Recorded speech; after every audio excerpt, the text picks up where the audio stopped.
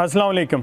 कभी कभी आप दोस्तों से बात हो जाती है। आज हम इंसानी मदाफ़ती निज़ाम पे बात करेंगे और जिसे हम इम्यूनिटी कहते हैं। बड़ी कॉमन टर्म है, बड़ी आम बोली जाती है आजकल। तो इसके बारे में बहुत सारी मिथ्स हैं, बहुत सारी कन्फ्यूजन्स हैं कि ये काम किस तरह से करता है, और इसके बारे में बहुत सारी अफवाह साजी भी है।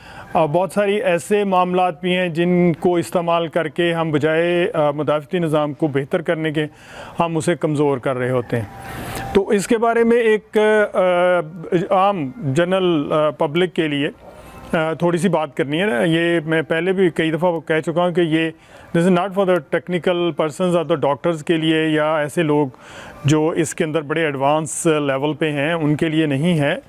ये आम आदमी को समझाने के लिए है। मैं इस पे इसलिए बात कर रहा हूँ कि एक तो ये कि मेरा सब्जेक्ट जो है वो लाइफ साइंसेस है। दूसरी वजह यह है कि जब गवर्नमेंट कॉलेज लाहौर से मैंने मास्टर किया तो मेरा जो फाइनल में स्पेशलाइज पेपर था, एक तो हमारे यहाँ थीसिस होता है जो माइक्रोबायोलॉजी पे था, और जो फाइनलाइज मेरा पेपर था वो बुनियादी तौर पे इम्यूनोलॉजी और हीमाटोलॉजी पे था।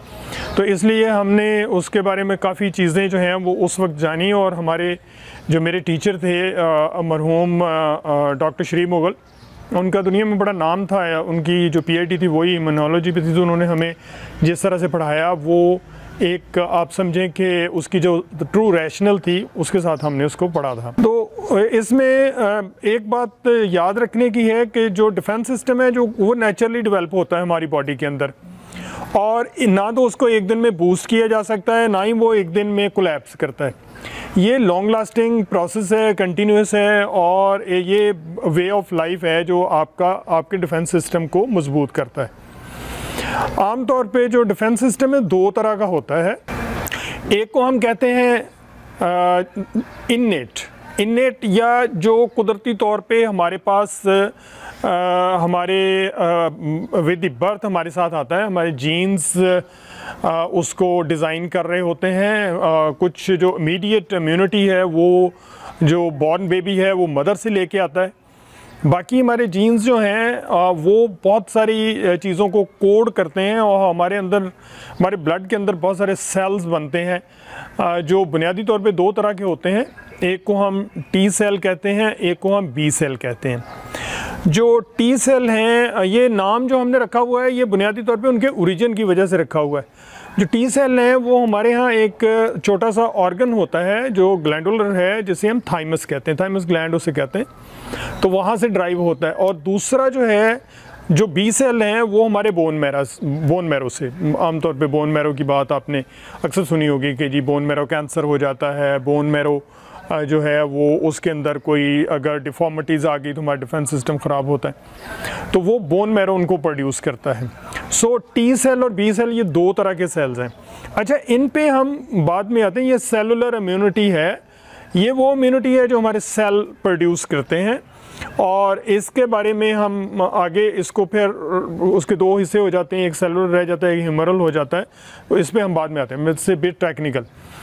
आप यूँ समझेंगे जो पहली डिफेंस लाइन है ये बिल्कुल उसी तरीके से जैसे किसी मुल्क का डिफेंस होता है, किसी रियासत का डिफेंस होता है।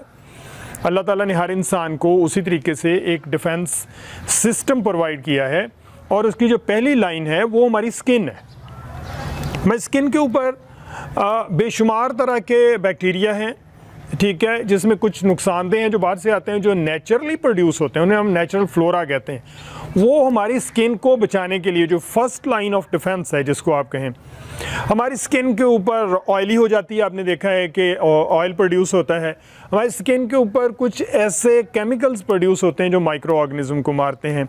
इसके अलावा हमारी स्किन के ऊपर जो बाल हैं, जो केराटिनाइज लेयर्स हैं, वो बचाती हैं। तो आपने देखा है कि जैसे ही कहीं कट लगता है तो हमारे इन्फेक्शन के चांसेस बढ़ जाते हैं। वही वजह कि जो फर्स्ट लाइन ऑफ डिफेंस है वो ब्रेक हो जाती है। तो हमें क्या करना है कि जो पहली बात है जो फर्स्ट लाइन ऑफ डिफेंस, उसको कैसे बेहतर करना है, कैसे उसको बचाना है, ये बहुत इंपॉर्टेंट है। इसके लिए जो सबसे गलत बात हो रही है जो मेरे ख्याल में, वो ये है कि हमें एक तरह से एक यू कैन से एजुकेट किया जा रहा है कि आप कोई भी जरासीम अपनी बॉडी के ऊपर रहने ना दें। केमिकल्स का बेतहाशा इस्तेमाल है। हम बार बार डिटोल इस्तेमाल करते हैं, बेशुमार मेडिकेटेड साबुन इस्तेमाल करते हैं, तो उनका इस्तेमाल मुनासिब होना चाहिए। मैं ये नहीं कहता कि बिल्कुल नहीं होना चाहिए। आप सादा पानी से हाथ धोएं, बार बार धोएं और नहाएं, सफाई रखें, तो एक ख़ास हद तक। जो मेडिकेटेड सोप्स हैं उनका बहुत ज़्यादा इस्तेमाल ना करें, ये रिक्वेस्ट है, क्योंकि जब आप बहुत ज़्यादा मेडिकेटेड सोप्स का इस्तेमाल करते हैं तो आपकी स्किन के ऊपर जो नेचुरल फ्लोरा है, जो अल्लाह ताला ने आपके डिफेंस के लिए रखा हुआ है, आप उसको वॉश आउट कर देते हैं, और बजाय इसके कि आप बेहतर आपका डिफेंस सिस्टम परफॉर्म करें, वो और कमज़ोर हो जाता है।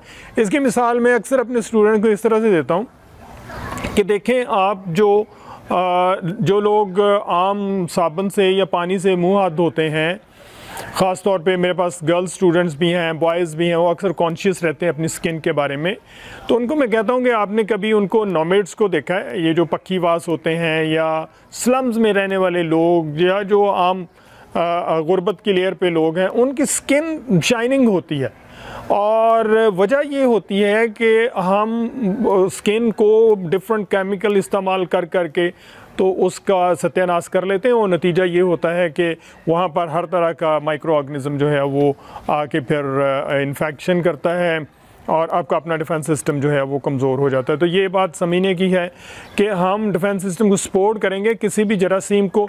और दूसरी बात ये कि जब हम जरासीम कहते हैं, माइक्रो ऑर्गेनिज्म कहते हैं, micro organism not always bad.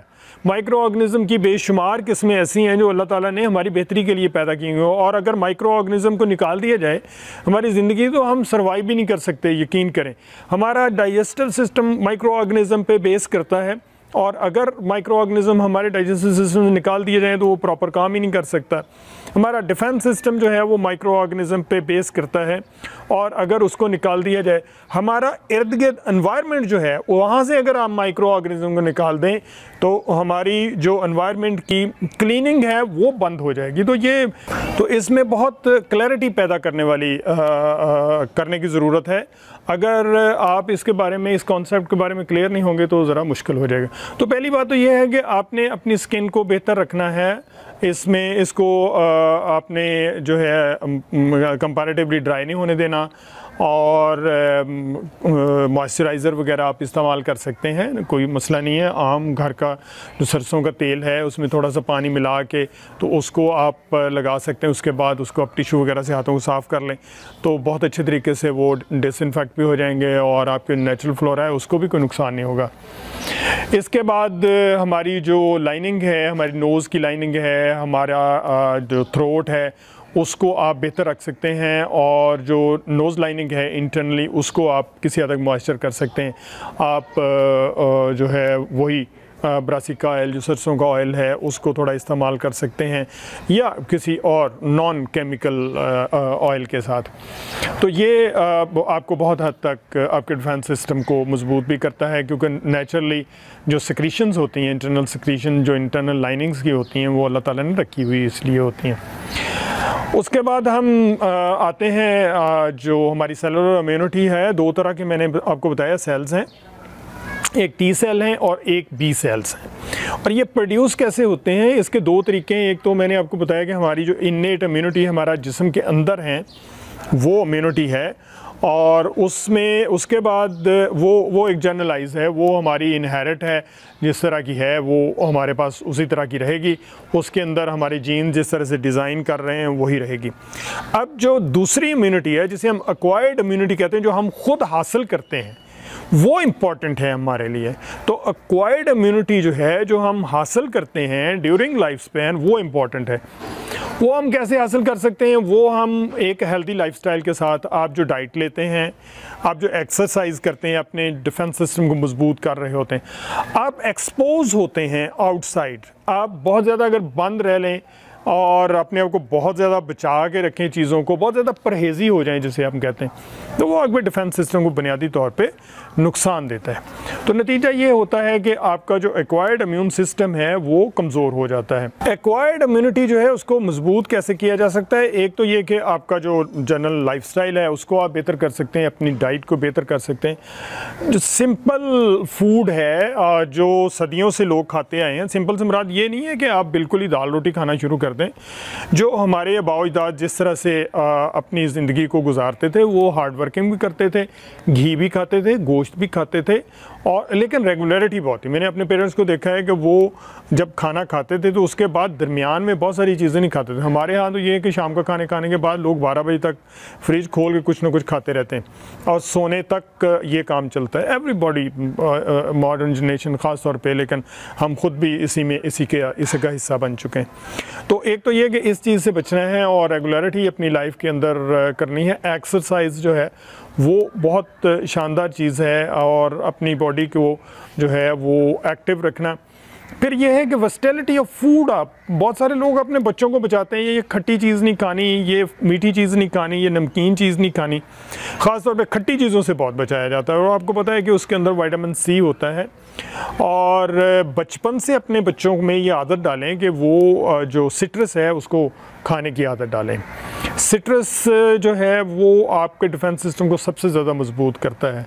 जो बच्चे बचपन से सिट्रस लेते हैं, और यकीन करें हम लोग अभी जो किन्नू हैं या माल्टे हैं अभी सब्ज़ होते हैं, हम लोग घर में खाना शुरू कर देते हैं और कभी नहीं ये सोचा। और इसके अलावा लीमू है, इसके अलावा जो जब आपके पास बहुत सारे ग्रेप फ्रूट आ जाता है, बेशुमार चीज़ें आ जाती हैं, तो उनको काफ़ी हद तक इस्तेमाल किया जाता है।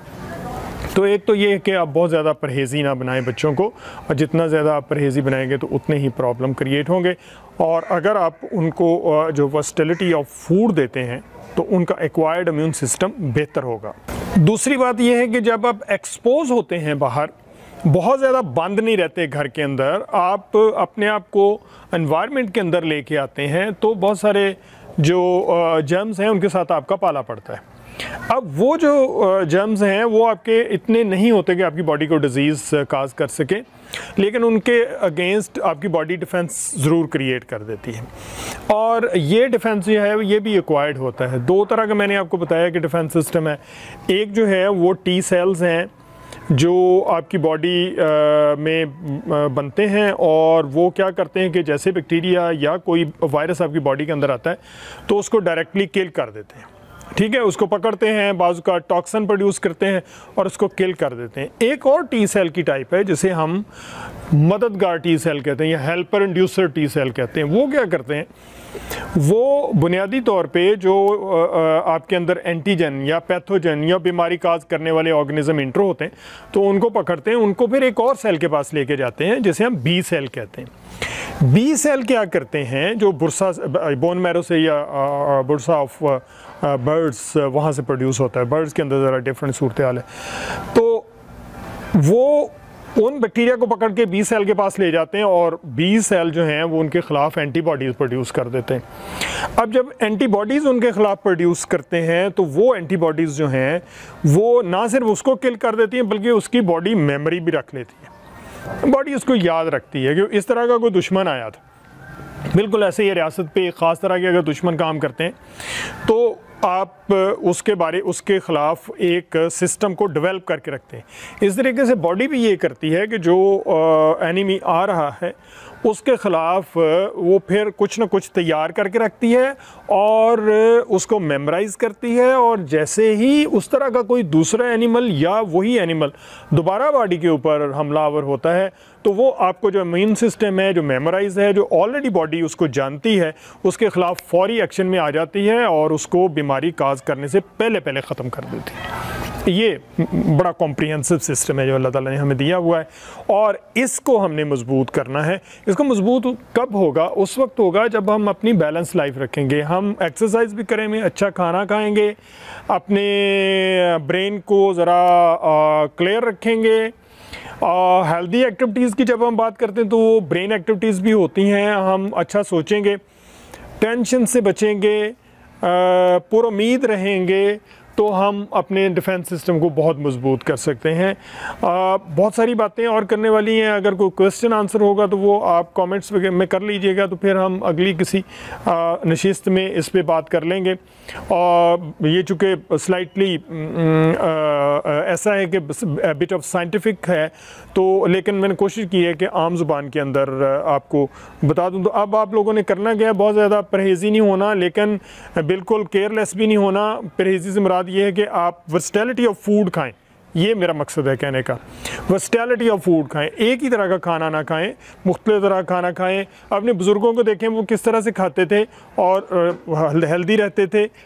सिंपल हमारे पास फार्मूला है, एक्सरसाइज करें, चलें फिरें, होपफुल रहें, पॉजिटिव थिंकिंग रखें, तो इंशाल्लाह हम बहुत सारी बीमारियों से बच सकते हैं और उसमें कोविड-19 भी शामिल है। Thank you very much.